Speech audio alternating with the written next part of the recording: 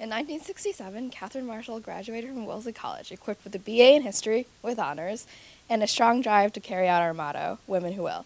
Beginning with a Master's in Public Affairs from Princeton University, continuing with becoming a trustee of Princeton and a professor at Georgetown University, her academic career has been illustrious to say the least.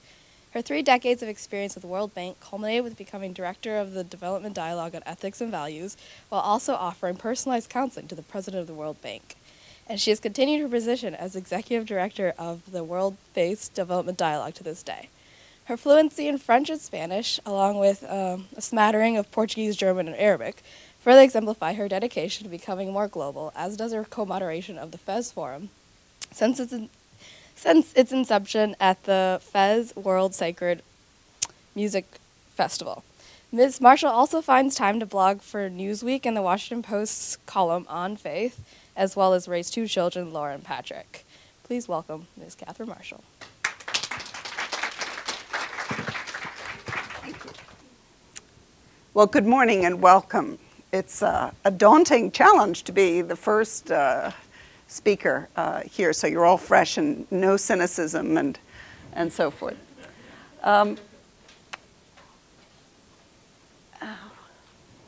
I wanted to start a little bit with sort of how I got to where I am, why I'm here. And it starts actually with Wellesley and with the fact that I'm a historian.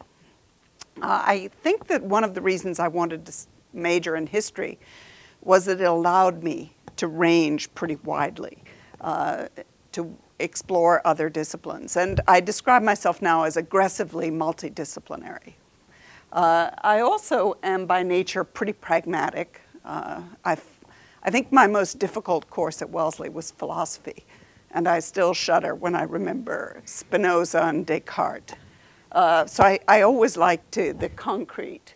And I'm a chronic idealist. I really believe that things can happen. I left Wellesley, went straight to the Woodrow Wilson School at Princeton, and after a bit of consulting and so on, tumbled into the World Bank and stayed there for a very long time, 35 years. That's a long time to be in an institution. It's unlikely any of you will have that kind of a path. But as I look back on what my ideas are these days, I realize that there were 4 jolts, 4 events that forced me to rethink everything that I believed along the way. And you will hear those echoed in the presentation that I'm doing. The first is that I worked on Africa during the 1970s and the 1980s. I actually started working on Africa when my father moved to Nigeria in 1961, which is a long time ago, with the heady days right after Africa's independence. But by the time we got to the late 70s and the 1980s, a lot of the spirit and the excitement that had come with independence, in a sense the sort of spirit of the Arab Spring today, had palled, and we were facing terrible problems and terrible disappointments. So it was a very sobering period, one where any kind of arrogance was smacked in the face time and time again. So many hopes were dashed, and we had to deal with very complex realities. The second, I had worked in the World Bank for a long time. The World Bank, you will hear a lot about it because Jim and Elaine will be here for several days. But the World Bank is a very interesting institution which fights hard to be objective and to be intellectual. And in some senses, if you don't have the numbers, forget it. The numbers are a way of trying to measure, to be accountable, to be objective. But one of the things that can do is that it can mask a lot of the issues that lie underneath. And one effect is that very often the ethical issues that are the essence, the crux of development, are not at the fore. I, during a sabbatical year, spent a couple of months at the United Nations Refugee Organization. And one of the things that struck me there was that people could not escape what's right and what's wrong.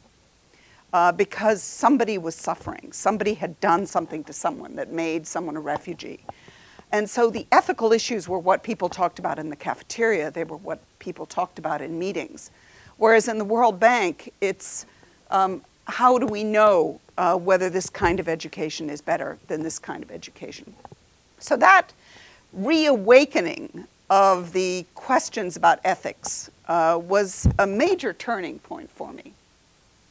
A third was that Jim Wolfensohn drafted me involuntarily in 1999 to work on a project he had launched, which was to try to make a bridge between the world of development and the extraordinarily large and complex world of religion. You can't say no to Jim Wolfensohn, as you will find, and so I ended up working and have worked now for the past 12 years on trying to make the links between development, the Millennium Development Goals, and religion. And one of the most interesting elements of that is that, once again, issues of right and wrong are never far away. The issues of what works are there, the issues of what's the best way, the issues of what's fair, but issues of the ethics are fundamentally there.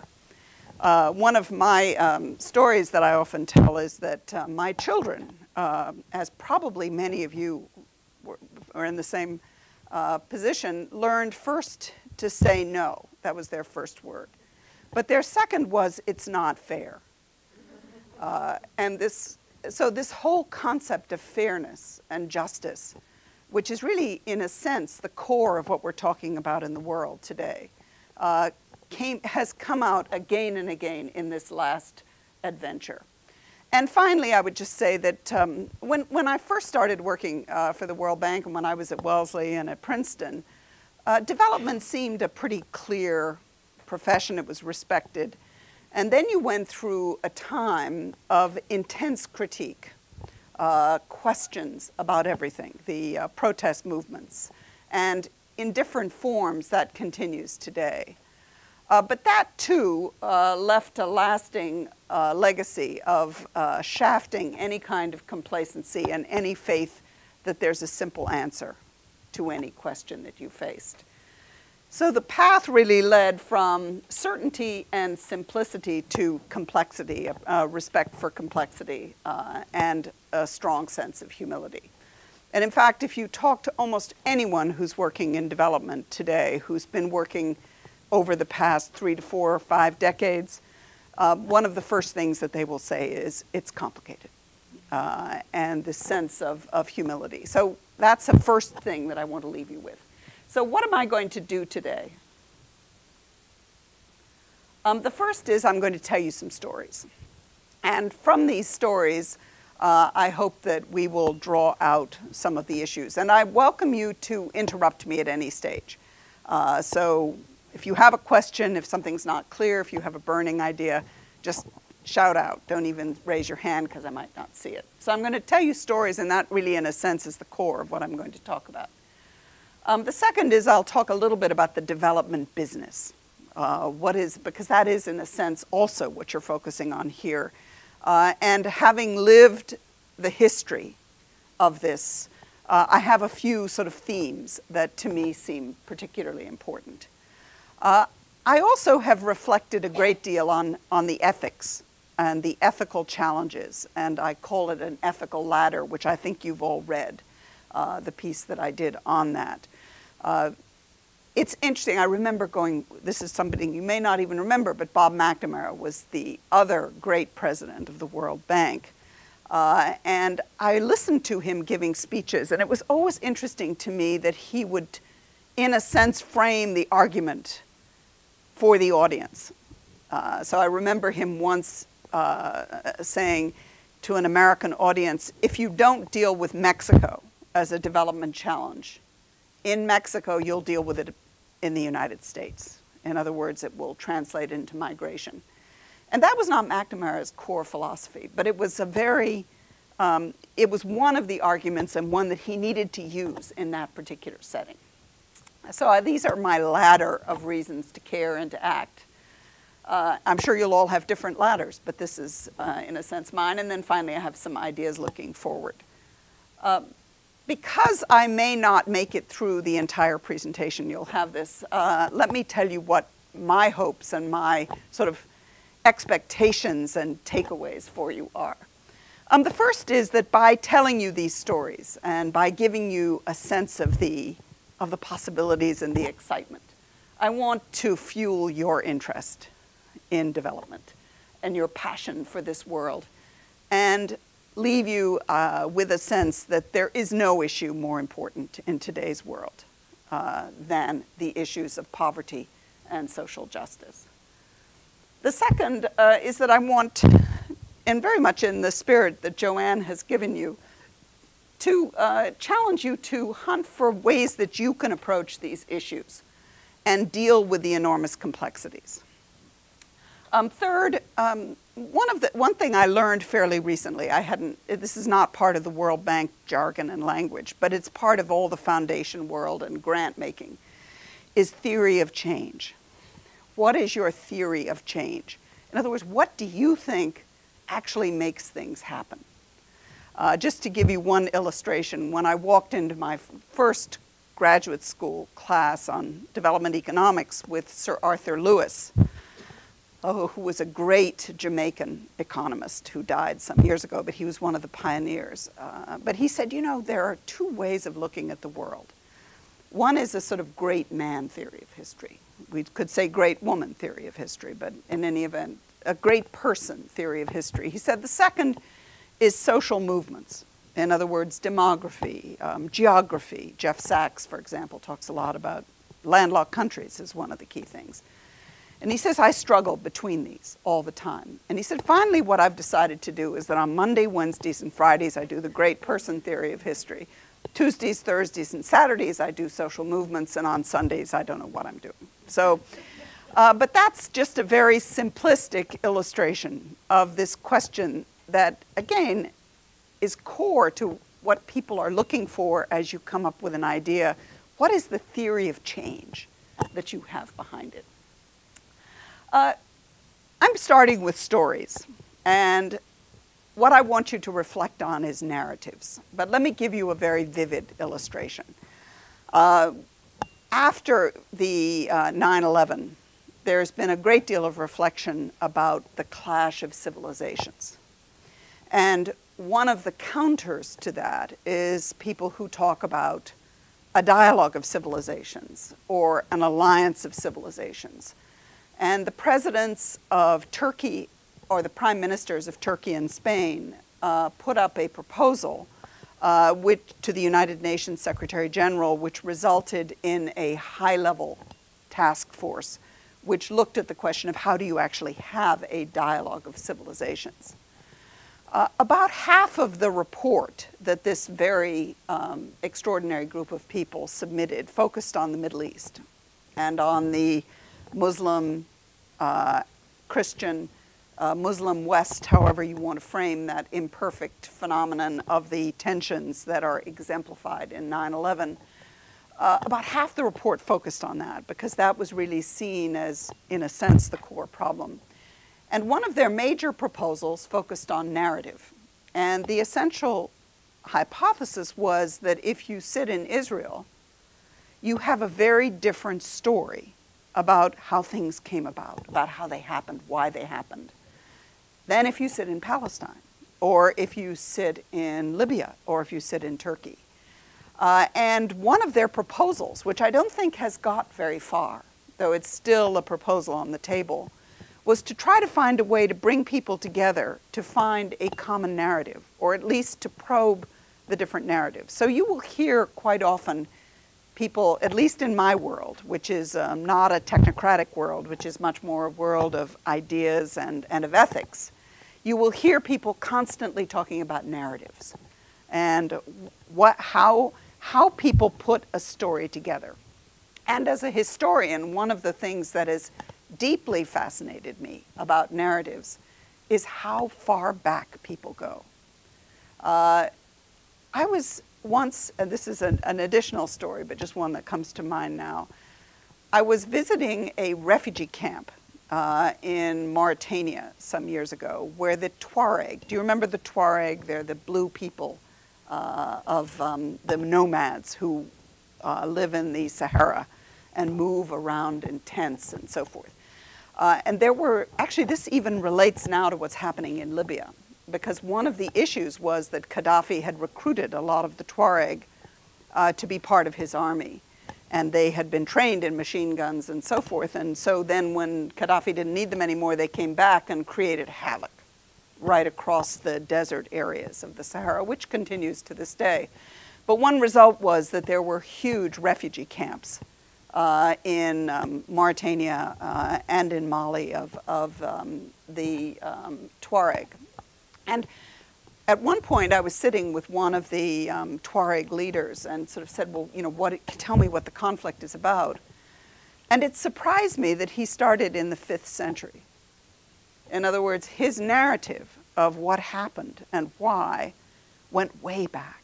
And it was obviously not his own experience. It was what his parents had told him, not what he'd learned in school, because he hadn't probably ever gone to school. But it was part of the whole story. So that's one of the questions of narrative. I'm hoping that you will be forced through some of the points that I'm making, some contradictory, to balance pragmatism and idealism. You need to have a theory of change. You need to have an understanding of what your values are. But you also need to be open to new ideas. And finally, time and time again in my world, this question of communication comes up. It's not good enough to know something. You have to be able to communicate it. You have to be able to frame it, to capture people's interests, to respond to their ideas. So communication is far more than PowerPoint.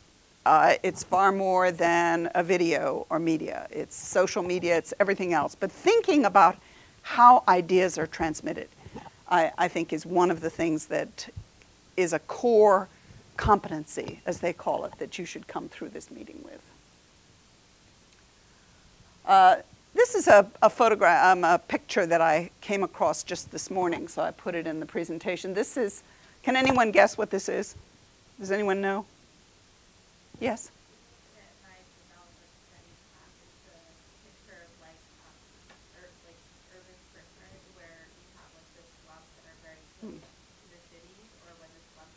Yeah. Yeah. And I don't remember exactly where it is, but my first guess is that it was in Brazil, but it's Brazil. I think it may be Sao Paulo or Rio de Janeiro, but the point is the swimming pool or the tennis courts right up against the extraordinary density of poverty, just right next door to each other. Good, you got it. Okay, so 7 stories.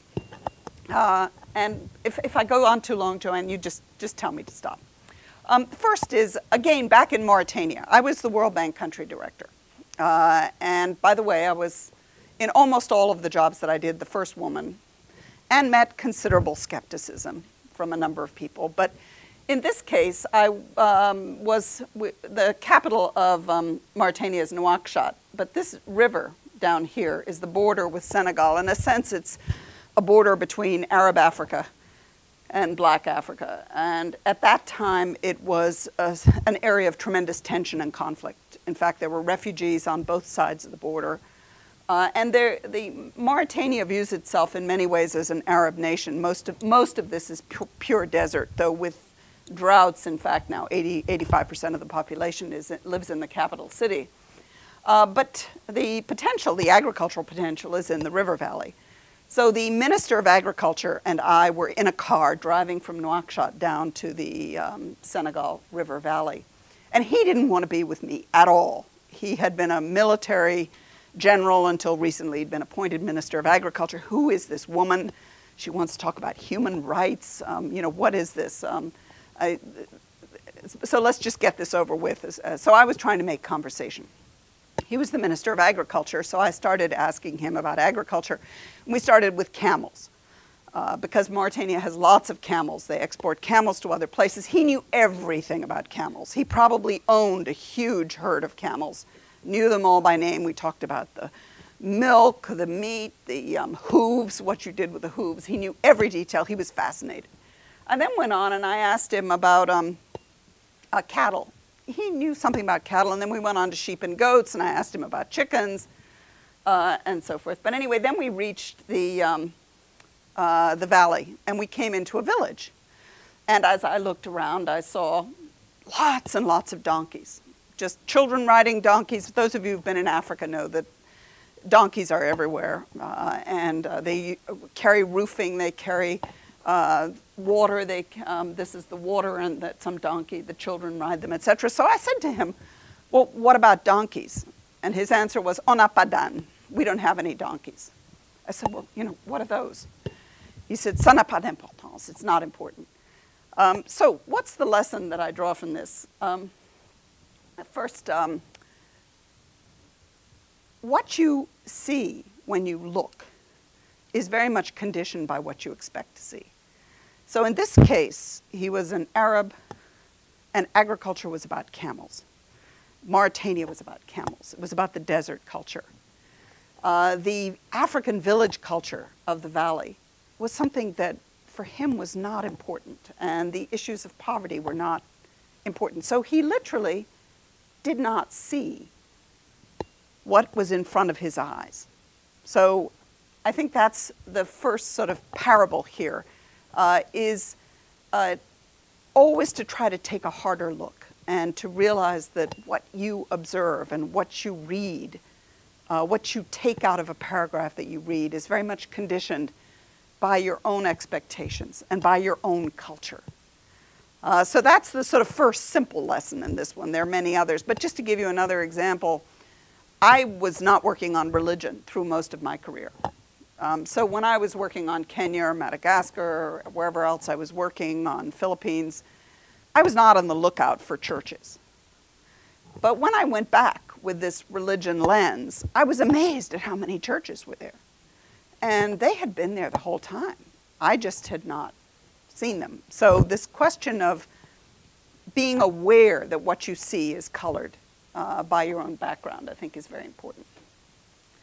The second story is about Mauritania. No, not Mauritania, Madagascar, sorry. And actually this is a story that I have told usually to try to give a picture of how much things have changed. But there's an eerie echo in what's happening today. This was my first project. I went to Madagascar in 1973 to deal with what was one of the World Bank's most spectacular project disasters. It was a livestock project in the middle of Madagascar in a place called Tsiranmandide. The capital is Tananarive. Madagascar is a fascinating story, which I won't go into, but the basic narrative here is that a number of livestock experts or agricultural experts had gone into Madagascar and said, look at these fantastic pastures and plains, but they have these scrubby Madagascar zebu cattle who don't produce very much meat. Madagascar had a livestock tradition. They exported meat to the French army and had for years. So they said, well, what we'll do is we'll take this land that's empty and we'll import some Brahman bulls and we'll fence it with fences, and we'll have a parastatal, and we'll have a huge livestock production. It was disastrous. The land, which they thought was empty, was in fact part of traditional, was owned by tradition, by many people who lived in the area. And just to give you an idea of one level of complexity, of course the government didn't care about traditional rights at that time. And so the government said, fine, you can take the land, we'll give you the title. There were no titles. But then there was a revolution in Madagascar, and the new government did care about traditional land rights, so that there was a tremendous amount of tension. The one aspect was that was particularly interesting was that the butchers from Tananarive used to drive out to Tsiranmandide, and they would slaughter these imported expensive cattle, and they left the ears on the barbed wire as sort of a symbol that they'd been there. The villagers set the pastures on fire. So the whole question was, what do you do about this catastrophe? So my original lesson was that old-fashioned projects like this one, which are still in some senses an image of development, were a long time ago. In other words, people learned that.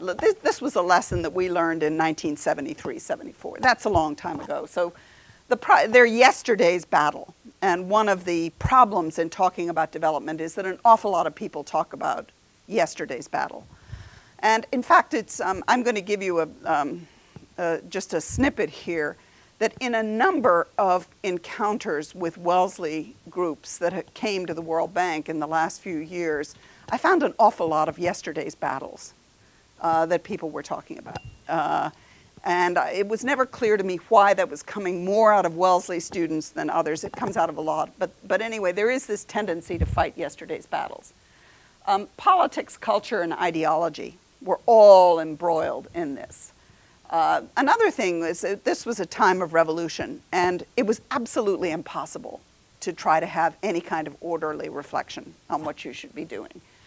And the weakness of institutions was an absolutely insurmountable problem at that time. Corruption, waste, et cetera. So it was one of the first jolts, was how difficult it was.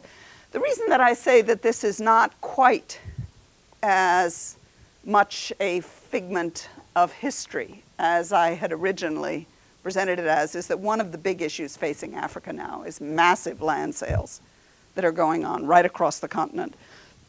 Some of them are going to people from the Gulf, to China, and people are buying up what they say are huge tracts of empty land.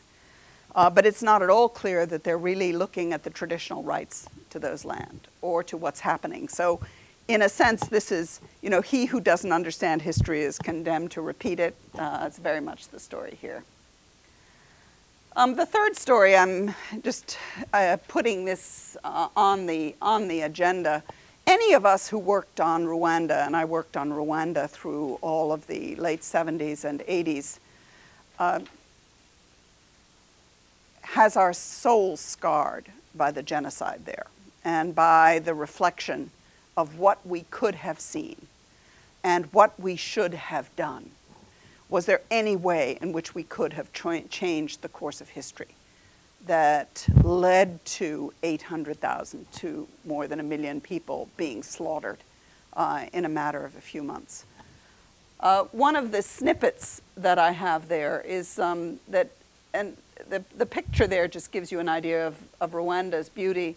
We were involved in another livestock project in the north east of Rwanda, which was a project to try to divide the land up so that people could farm essentially their cattle more efficiently. It was a very orderly project that very much part of the sort of Belgian colonial legacy. But I remember once hearing that the bishop there had cursed the World Bank because the World Bank was supporting the government in its effort to divide up the land effectively. And so we looked into that, but I guess one of my conclusions is we didn't look into it enough. And I think that there was very little that we could have done, but we could have been much wiser, and we could have been much more probing of what we knew were the subterranean tensions.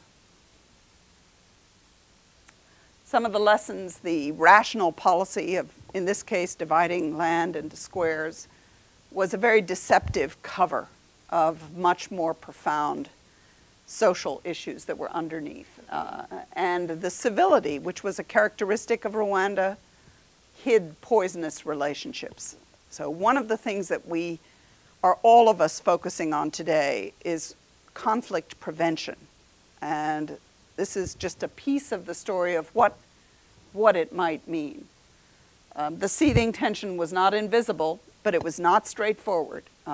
And trying to think back on what might have been done to prevent that genocide is a very difficult one. It's interesting that the land issue comes up again and again. Okay, this is another sort of curious story. I was involved in Bolivia during an exciting period, 86 to 90, when a new government had come in. And the new government essentially said, we're not even going to do policy studies, we're just going to write laws directly. And they were dealing with massive economic problems at the time. The inflation rate at that time was a world record. Zimbabwe has long since defeated the record, but it was 25,000% inflation, which for many of you is probably unimaginable. But just to give you an idea of how people used to think about it, it was said to be better to take a taxi than a bus, because with the bus you pay in the beginning, with a taxi you pay at the end of your trip, and by then the currency will be worth less. So that's a silly illustration, but 25,000% inflation is staggering. But it was also a period when the World Bank was in a reorganization, so one of the things, and this is again a little bit of a lesson, because there was chaos around us, lots of fluid stuff in Bolivia and in the bank, we were able to do a lot of very creative things. So I was the division chief, so we were able to look at the drug issue, we were able to do other, but we also had to do another word you'll hear a lot about, visioning. Bolivia had gone through the most extraordinary crisis. It was losing its two major exports, tin. The tin price had gone through the floor, and they were no longer able to export natural gas to Argentina because the contract had run out. And so we were sort of trying to think of what can this country produce? So we found a very creative economist called David Marowitz, who went to Bolivia, and he sort of went around and asked everybody questions. And finally, he became very excited, in the east of Bolivia, which is a lowland area. Bolivia is in the Andes, the capital is in the Andes. I don't know how many of you know Bolivia, but in any event, there's huge areas of the east. And there's a river, the Paraná River, which is on the border with Brazil. And his vision, and the vision of somebody who was developing a port there, was that this would be the Mississippi of Latin America.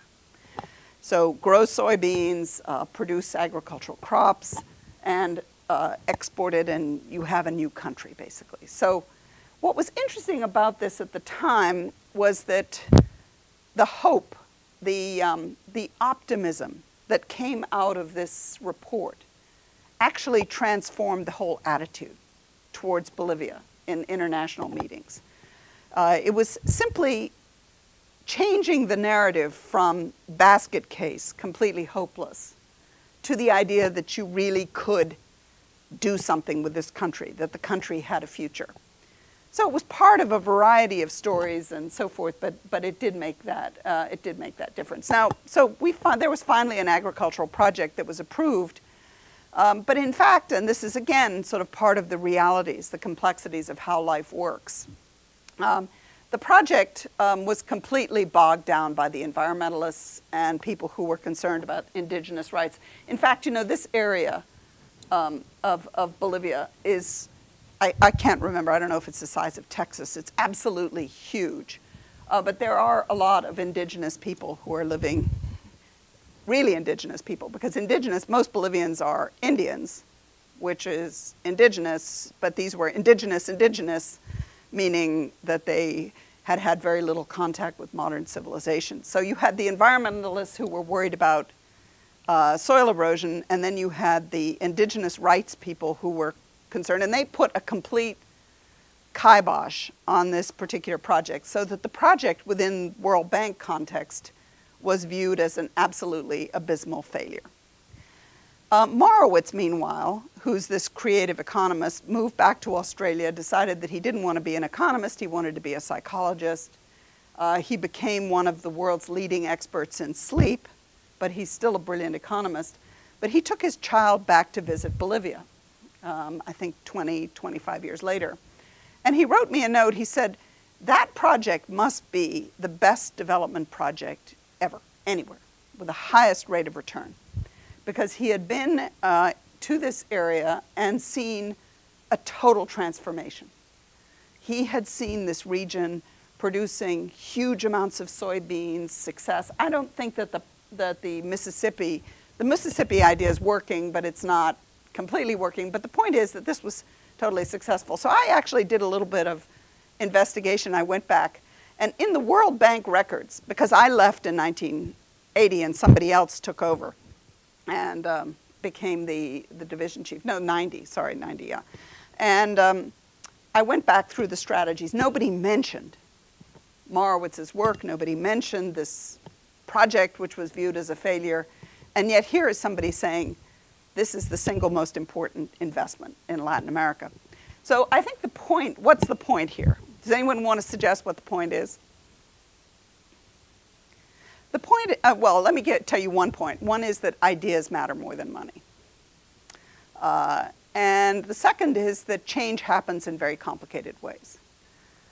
So the World Bank wrote careful strategy papers where they analyzed, which sector does this and which, whereas in fact what was happening on the ground was that what Marowitz had seen was an idea, had seen a potential, which was transforming a country.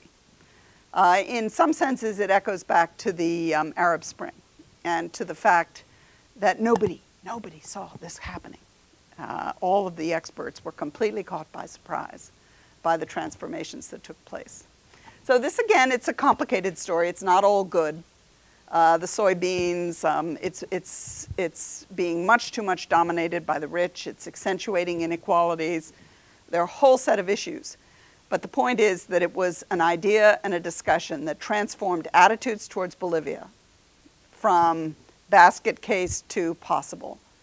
And that, in a sense, was part of a river. Just a few currents within a river that brought about change. Okay. Do you know if the investment that happened because of the World Bank, or was it private investment that was put on record via the World Bank? The World Bank investment did very little. My suspicion is that because the environmentalists got hold of it, most of the money was spent on environmental studies that nobody looked at. But I think there's no question that the discussion that took place and the focus on the potential of the lowlands had a profound impact. So in other words, it wasn't the project investment, it was the idea. And it was changing the narrative so that you had a different story. And therefore, because you had a different story, people reacted in different ways.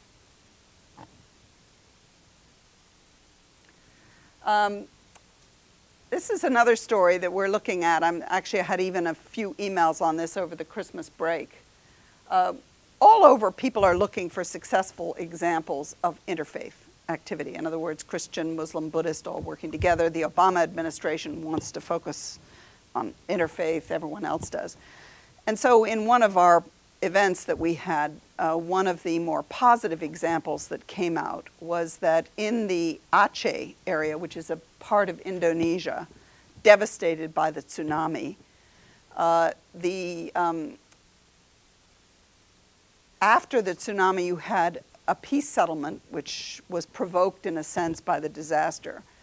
And a lot of the big big faith organizations, which means Catholic Relief Services, Samaritan's Purse, Salvation Army, Islamic Relief, Muhammadiyah, which is a huge Islamic group, are very proud of having been able to work together and to transform, in a sense, Aceh. So Aceh, in some ways, is one of the success stories of development.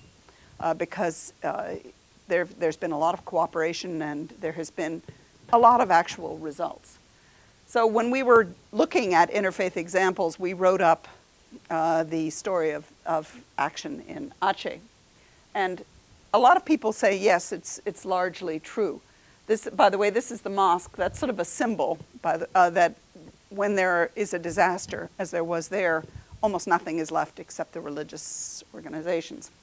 But in this case, I sent our little case study to a colleague of mine who's an anthropologist based in Indonesia, and he came back and basically said, what have you guys been smoking? Because his story was that the big organizations, CRS, Salvation Army, Muhammadiyah, had come in and had basically drained off all the capable people in the area, and that one of the results had been, because they didn't consult enough with local people, that they had accentuated the tendencies towards extremism and throwing acid at women's faces and the religious police. We're still trying to figure out which of these narratives is correct. And probably, as in most cases, it's going to be a combination of the two. But it's a very vivid illustration of two very different ways of looking at the same problem. Sixth story, just to introduce you to corruption and to the way that it works. Going back to Mauritania, one of my colleagues when I was visiting was furious, absolutely furious, because we had a project that was supporting the development of the Ministry of Planning and some of the other ministries with lots of training involved. And he had gone out on a limb to get agreement that a team of people from the ministry could go to one of these very expensive executive training programs. I think this one was at Wharton. And I don't even remember the cost. It was just obscene, you know, $20,000, $30,000 a long time ago for 6 weeks. So he'd come to Mauritania and he'd found out that these guys had not even gone to pick up the books.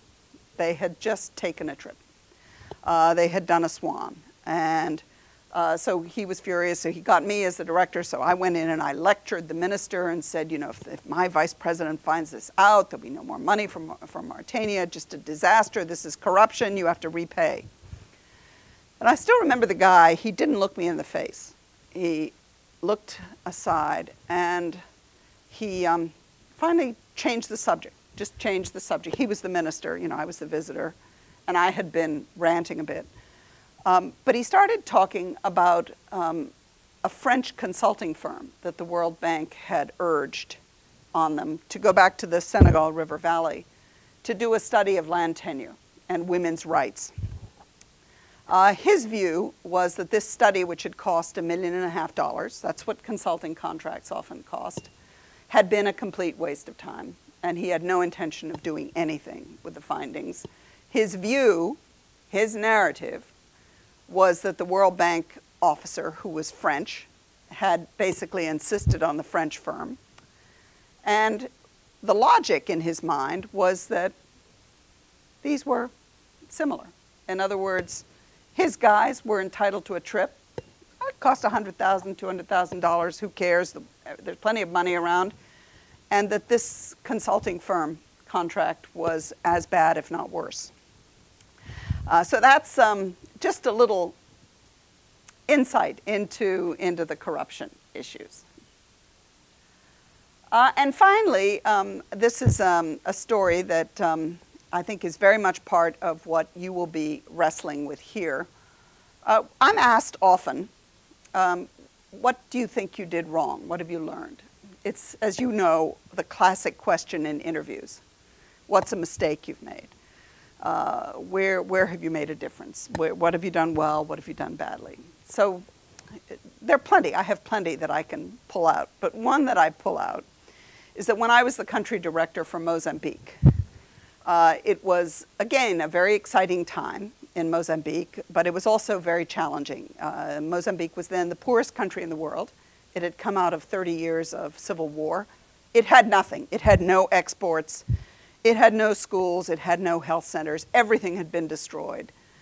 There were, I think, 3 million people moving back from Malawi and Zimbabwe who had been refugees living in camps for many years. It was a period when 85% of the budget was coming from foreign aid, including the World Bank, and the World Bank was the coordinator of all this aid. So at one point I asked our staff, my team, I had 10 countries, by the way, and Mozambique was one I didn't know that well. But I did challenge them. I said, what are we doing about gender issues?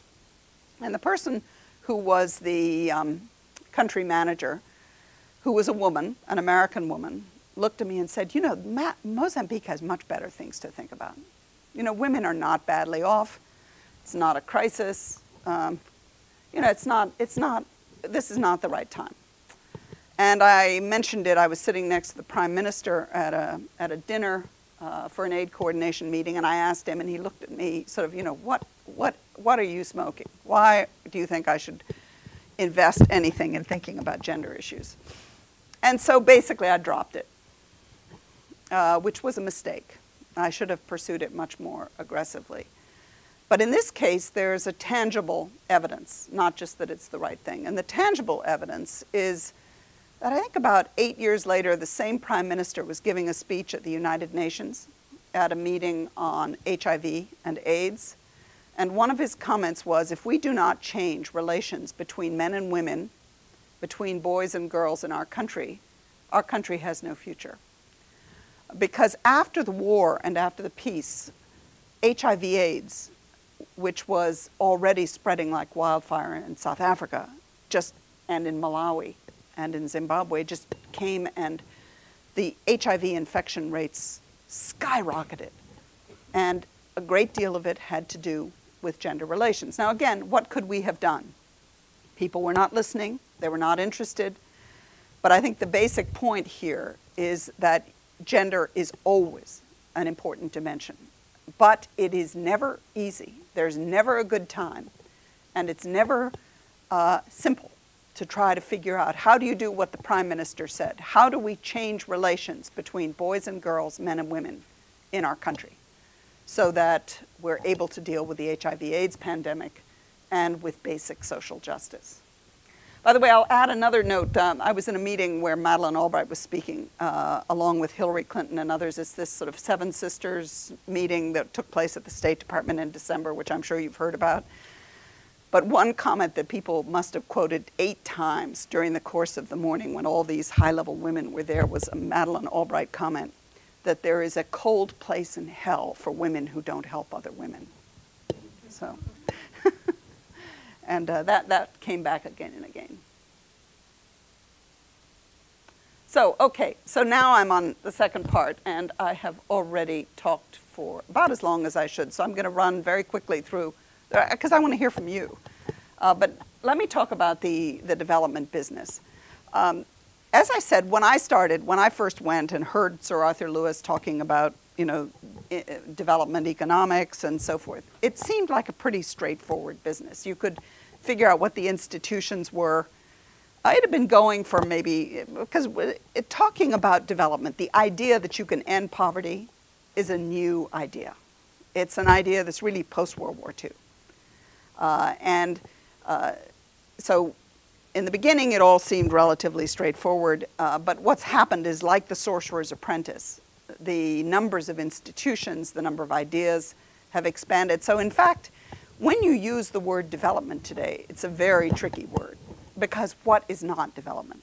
Environment, aeronautics, education, early childhood education, maternal health, climate change, everything. So development, both the number of institutions has multiplied, and so have the sectors and the ideas.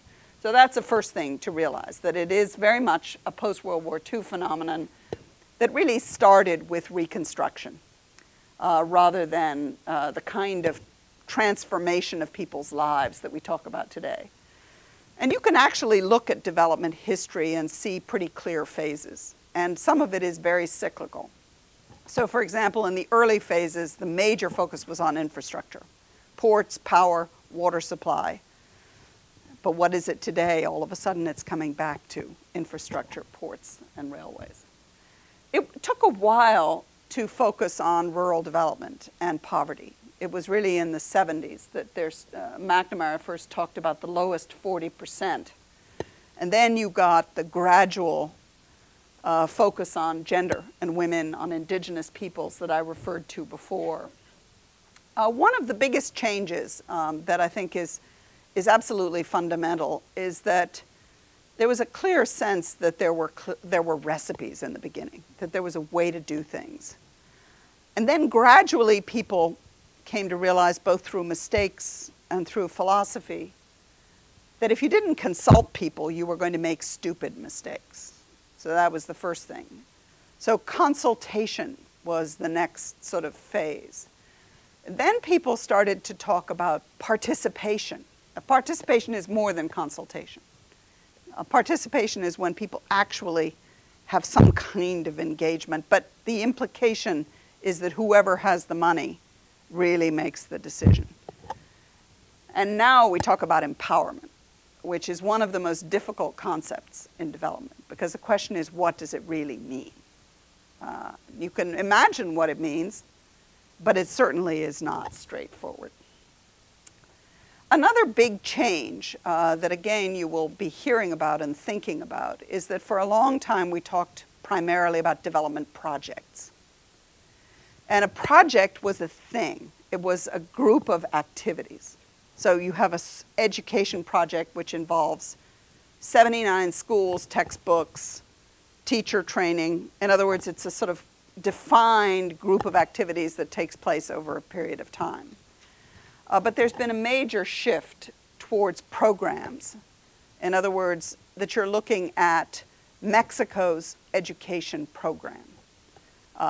And it has all the elements.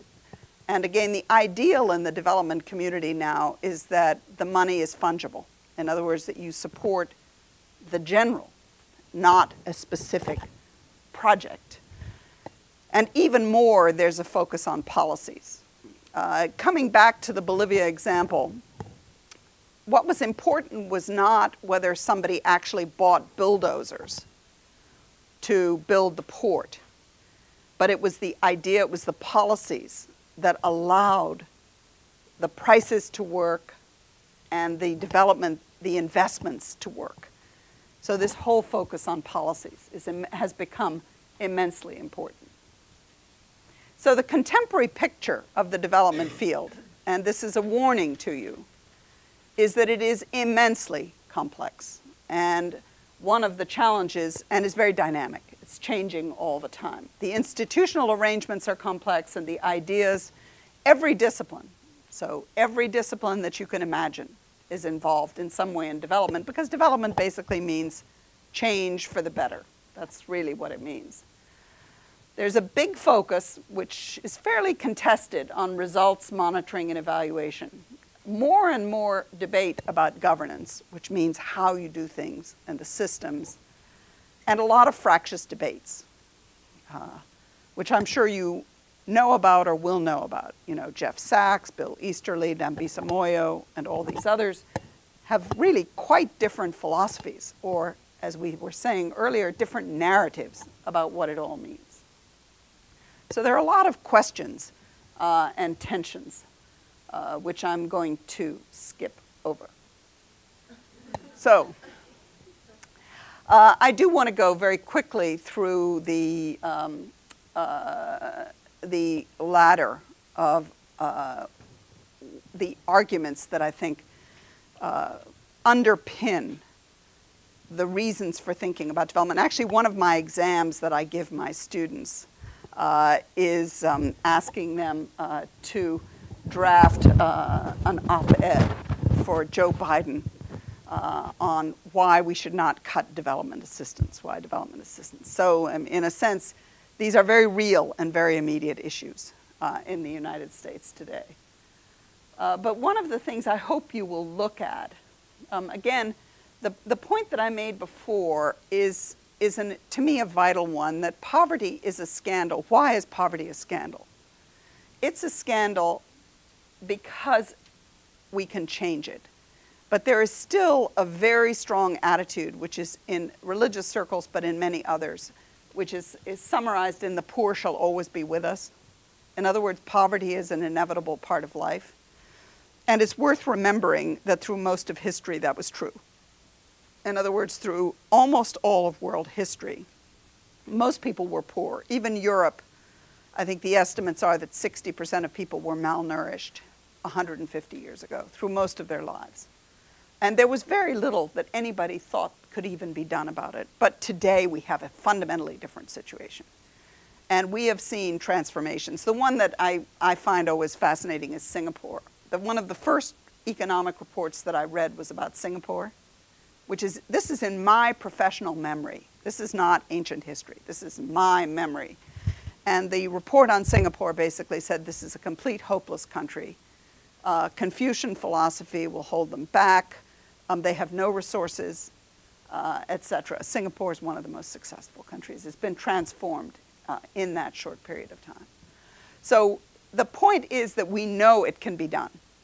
And time again, people say we have the resources. And one of the examples on resources, people say this from other countries all the time. You know, how come you can't get $50 billion, which is sort of one of the heroic numbers that's used of what it would cost to implement the MDGs, when in a matter of days you got hundreds of billions of dollars to bail out the banks? And people from the rest of the world don't get it. What is it that's happening? If you want to have a picture of development, do look at these videos. Hans Rosling is a Swedish public health specialist who is a fantastic wizard with numbers. But the basic message in these is that the seemingly impossible is possible. And in a sense, that's part of this narrative issue. If you don't believe it, you can't do it. So the ethical standard, the first level to me is that ending poverty is basically the right thing to do. And this comes down to human rights terms. There is, in fact, a right to development. There's a right to water, right to education. But what does that mean? You have to think about it. It's something you really have to get into your mind. What does a human right mean? Because as people often remind us, every time there's a right, there's also a responsibility. So how is this going to happen? But the basic idea is that every child that's born has the right to an education, has a right to enough to eat, has a right to health care everywhere in the world, that where someone is born should not determine their future. Now that is the sort of philosophy, that's the human rights philosophy. But it's a very tough one to translate into practice. But I think we should always remember that that's the basic idea. Just to give you one of my own personal stories again, I was in Niger when I was the country director there. We visited a school where there were 140 kids who were sitting on the floor, and the teacher had no books. There were no crayons. They were trying to sort of scratch out in the dirt their letters so they could learn. 140, they were the lucky kids in Niger because only 22% of the children were going to primary school at that time in Niger. Then I came home to visit a preschool where my son was going to go, where they were arguing about whether or not computers were appropriate in a preschool. And there were 14 kids in the classroom with toys and books and everything under the sun. Is that right? I mean, how do you even to yourself justify that kind of a discrepancy? So that's basically, to me, the guts of the rights argument. But the second level, and this is a cartoon of him. This is an old Oliphant, but the caption is, "Who let the Americans on board?" Well, the fat people are the Americans. But again, that's the way a lot of the rest of the world sees these kinds of issues, and this is a similar one. So the second one, okay, let's look at this. This is a rare headline, 20,000 die each day. This is now called development porn. So you don't see these kinds of pictures very much. We're seeing a lot of them about Somalia now to try to get people to care.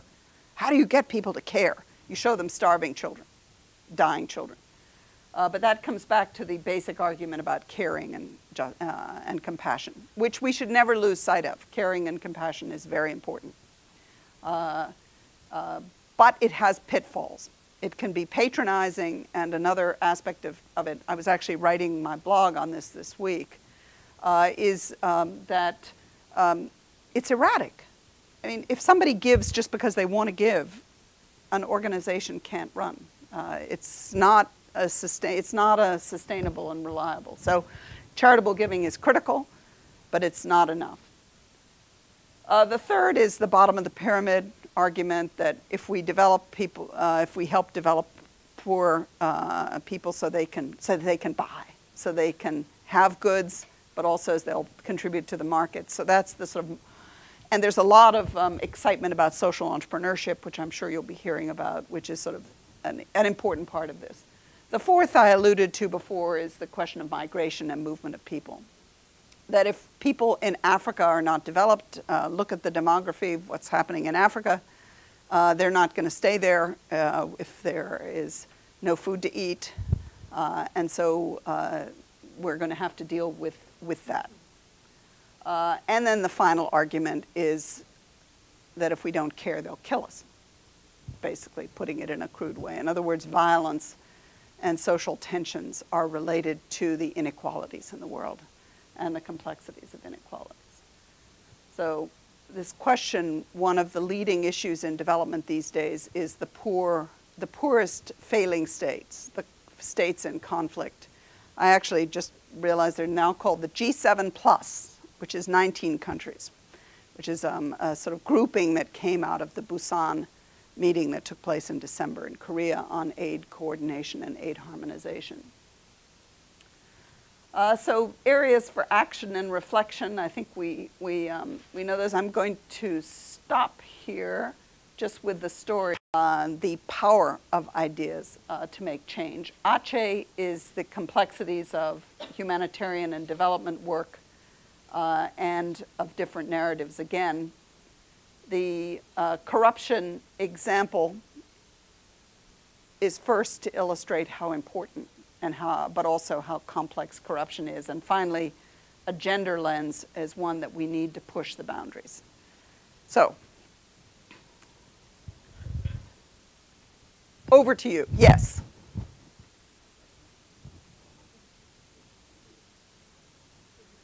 I called on. I can't say, my eyes are too bad to see your name either. Thank you very much, Ms. Marshall, for coming to our institute, and thank you for sharing with us the stories. And I enjoyed them very much. So you mentioned a lot about poverty and inequality. So how do you think that government structure affects poverty and inequality? And surprisingly, among some of the developing countries there are democracies among them, plenty of them actually. So do you think that poverty is more universal, or rather poverty is independent of political structure, but more dependent simply upon the availability of resource? I'm going to start with the usual answer, which is it's complicated. Oh. But the first thing that I want to highlight, and this, as you deal with the Millennium Development Goals and so forth, I think you'll have to deal with this quite a lot, is that there is a focus and the effort of the Millennium Development Goals and the 2000 Millennium Declaration is to concentrate on the worst elements of poverty, which is misery. In other words, children dying, mothers dying in childbirth, hunger, people not being able to get a job so they can't support their family. So this sort of question of the very poorest people in the world. And to get governments, whether it's the government of Somalia or the government of Brazil, to have approaches that deal with the bottom of the bottom, but also to have the international community say, we're committed that every child goes to school by 2015. Every child finishes primary school by 2015. The catch here, and there are some big catches. One of them is that talking about poverty is never enough. And that's why you get into sort of my title, but you'll also hear it in lots of places, social justice, equity, and so forth. And the answers to that, I mean, the implications of that, first of all, you can't really solve poverty just by itself. I mean, to some extent, as one of the stories that people say is, let's just drop money out of helicopters. Isn't that better than, doing some of these complicated development programs? But, dropping money out of helicopters is not really going to help people. And in the same way, food distribution is not really solving the problem. So you have to go beyond poverty in order to have lasting solutions. Another facet of this is that a lot of leaders and politicians are really not that interested in the very poor. They really are more interested in people, middle classes and people they relate to. So it is part of the responsibility of the international community to keep the attention on the people who are at the very margins and who are really suffering. But you do need to look at these problems in a broader lens, broader setting. And that brings us to one of the most tricky issues in the world today, including in the United States, which is inequality. And how bad is inequality for social justice, but also how bad is it for growth, and how bad is it for thriving societies? I'm sure you've all been reading a lot of the evidence about what's happening in the United States. The increasing inequality. This 99% and the 1%, it's about inequality. It's not saying that the 99% are poor. what it's arguing is that there's an injustice in the fact that a few people have huge amounts of resources and a large number of people have less. So that's the social justice, and social justice, I have to always be careful when I use those words because in some settings they're viewed as politically biased. I mean, to me, social justice is pretty basic. It comes back to what my children said, fairness. You know, the other word that people use all the time or the metaphor is the level playing field, which to me is actually a fascinating one, partly because sports comes into it. But it also implies that somebody wins and somebody loses. That's a question of the rules of the game, and you know, you have a good fight. So the level playing field is something that people talk about all the time. The correlation between democracy and success is not as clear as the Democrats among us would prefer. And I mean Democrats with a small d. And there is still an argument that what you really need is a good, benign dictator to get a country to a certain level where people are educated and can be intelligent citizens, and then you move to democracy. China, the Asian tigers, in a sense, developed without this focus. So the democracy success is a complicated argument. And I think the most important thing there is to remember that democracies vary and they need to be culturally appropriate, but you need to come back to the fundamental principles. So it's very clear that there are some governments that do not focus very much on the poverty issue per se. Now, one example of a government that does and that has shown pretty remarkable success is Brazil. But what are the debates that are going on in the United States now? What is the responsibility of the federal government, of the state, for dealing with people who are poor and people who don't have opportunities? Is it better to create jobs? Is it better to... So all of these are ferocious policy debates. But they take place as much in the development context as in any other. Thank you. Okay, why don't we go to the back? Yeah. Sorry, I can't read your... Hi, I was wondering if you could explain what you meant by yesterday's battles, that we focus so much on yesterday's battles. We also mentioned that many conflict situations, they do focus on like the past of like the 5th century. So like what did you mean by that exactly? Okay. It's good. These are great questions. One of the things that I meant by yesterday's battles is that, for example, the classic example is structural adjustment. Lots of people, when they talk about the World Bank, be careful with Wolfenson, make sure you know what you're talking about before you talk about structural adjustment. But there's an image that the International Monetary Fund and the World Bank, cruel institutions, came in and forced governments to cut spending on education and health. And you will hear that all over the place.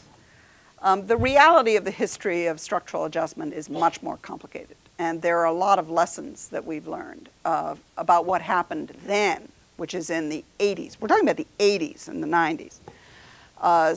So just to give you a quick summary of my narrative, because I was there. I mean, I was dealing with this every day and every night for years. But one thing, there were huge economic crises. And the basic view of the economists at the time was that a few policy changes like devaluations and so on would get a country back onto a normal path. In fact, I'll tell you an analogy that comes up again, you hear it periodically, which is, it's a Chinese story. And he said, basically, if you have a puppy who needs its tail cut off, if you cut the whole tail off at once, the puppy will be unhappy for a few minutes and then it will recover. But if you cut off the tail a bit at a time, you have a very sick and a very miserable puppy. So the basic idea is do these changes abruptly and sharply and things will go back on track. I think that probably lasted for 4 or 5 years. But what happened during that period was all the decisions were made in dark, smoke-filled rooms by men. Okay, let's put it. There was a period when there was participation and so on was not part of the agenda. But that lasted for only a few years. And then people realized that the changes that were needed were not changes that happened overnight. That they needed congressional approval, parliamentary approval. And so you still have people looking to that period of the short, sharp changes instead of the complexity of how different it was in different countries. So you still, and the debt, debt issues, the evils of debt. The debt challenge today is totally different than it was in 1995, 96, 97, coming up to the millennium in 2000, when Jubilee was the big issue. But you still have people saying, drop the debt. So do you want to drop the debt to Zimbabwe? How do you want to deal with this? Who's going to pay for it? So those are some of the issues. But you were asking also I'm trying to think the second part of your question was, because that's sort of the yesterday's battles. In other words, people talking about subsidies. There's really the whole panorama has changed so much since 1989, and that you really do need to make sure that you're dealing with today's issues.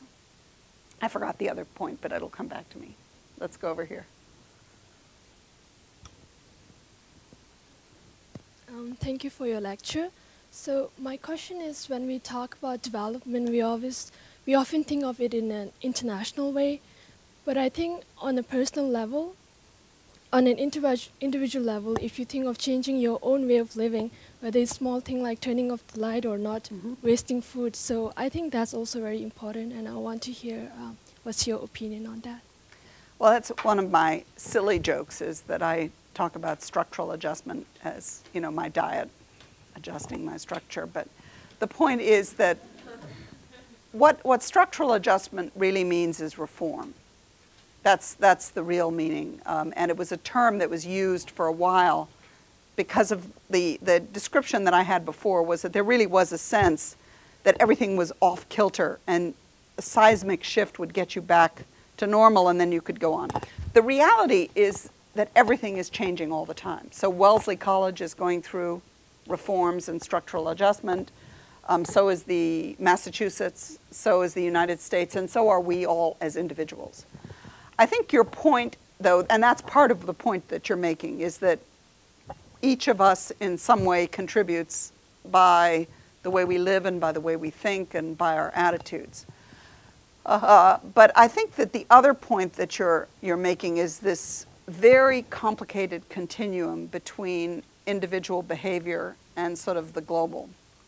And one thing you will see, and you'll see it in the lectures that you have during the Institute, is that some people really do see the world at a very, very broad level, and they're looking for trends. They're looking for the levers of influence that are at the level of, currencies and ideas and institutions and so on. But then an awful lot of what actually happens at a level of the individual and the institution, and trying to figure out how it all adds up. It's one of the things, again, coming back to this question of how the world looks differently. I was in Zimbabwe once, and it was they were putting, a group of farmers from a community were putting on a play about the development institutions and how evil the World Bank was, basically. And it was a play of that was just excruciating to watch, even if you weren't part of the institution that was being critiqued. Because it had sort of people in pith helmets and the outsider coming in and not caring and so on. But the point is that you had to look at, that's the way it looked at that village, and that's how helpless those people felt in the face of these world movements that they didn't understand. And I think that it's true that everyone, and it's worth remembering, everybody sees the world from where they're sitting, including you. So the degree to which you conclude that you can make a difference to the global warming and climate change by responsible behavior of reducing consumption is critically important, and it's part of your self-awareness and your sense of responsibility. But you also then, and this is again what the development business is about, and what all of it is trying to move and look at the levers at different levels. In other words, what could you do at Wellesley College that would encourage people to economize? And is it about naming and shaming? Is it about communication so that people are aware of what they're doing? Is it about giving them alternative ways to use their energies and their money so that they, in other words, looking a little bit more systematically? And then, of course, you get into the politics of the world. And I mean, one of my exam questions for my students, which is very similar to the one that you're dealing with here, is take one of the Millennium Development Goals and write a note to somebody from somebody about what you can do to achieve it. So, for example, if you are going to write a note to Ban Ki-moon, the Secretary General, what you may be focusing on is information and attitudes at the global level. But if you're writing to the school superintendent of Wellesley, you probably are going to be focusing on a much more concrete issue of teacher training and evaluation methods in the school system here. So in other words, you've got this incredibly complex hierarchy that goes from the individual to people who don't rule the world, because their influence is often very indirect and very partial. And then you have to look and understand what levers they have and what influence they have. How much do you want to? I think we're there. Okay. So please join me in thanking